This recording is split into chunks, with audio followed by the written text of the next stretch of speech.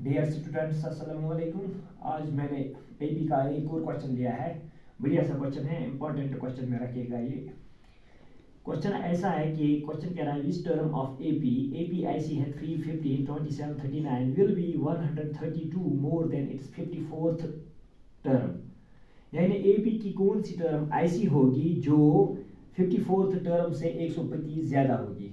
तो let us see how will we solve this question.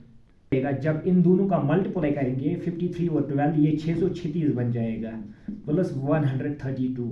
तो n minus 1 into 12 ऐसे ही रहेगा। तो फिर इसके बाद 32 और 36 मिला के हो जाएगा, ये बनिएगा 68।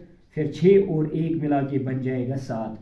तो ये 768 बन जाएगा। तो इसके बाद इस 768 को यानी 768 को हमें 12 में लाना है। तो इसके लिए हमें 12 का मल्टीप्लाई याद होना चाहिए। तो इसको हम लिख सकते हैं 12 इंटू 6 होता है 72।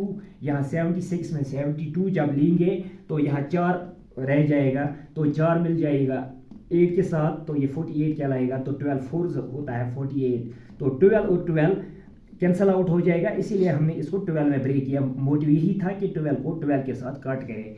तो इसके बाद n माइनस 1 जो बन जाएगा 64 के बराबर। तो n will be equal to 64 plus 1, that is n का वैल्यू जो बन गया 65, विच एम्प्लाइज डेट ये जो n का वैल्यू 65 आ गया तो a 65 होगा a 54 प्लस 132।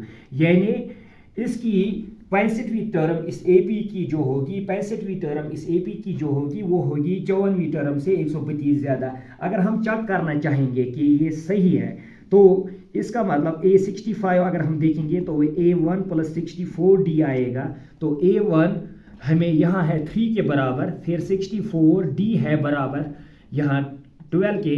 तो इन दोनों को यहाँ कैलकुलेट करके ये 12 4 होता है 48, 12 6 72 और 4 होता है 76, यानी ये वापस आ जाएगा 768 के बराबर। तो इन दोनों का सम बन जाएगा 771 यानी 771 के बराबर। अब अगर इसी तरह A54 को हम देखेंगे, A54 होता है A1 प्लस 53D के बराबर। तो A1 है 3, 53D है यहाँ 12। तो 3 ऐसे ही 53 इंटू 12 हमने यहाँ भी कैलकुलेट किया है, वो 636 के बराबर आया है। तो इन दोनों का सम बनेगा 639। तो इसका मतलब ये हुआ कि 65वीं टर्म में अगर हम 54वीं टर्म काटेंगे तो इनकी डिफरेंस रहनी चाहिए 132 ही हुआ।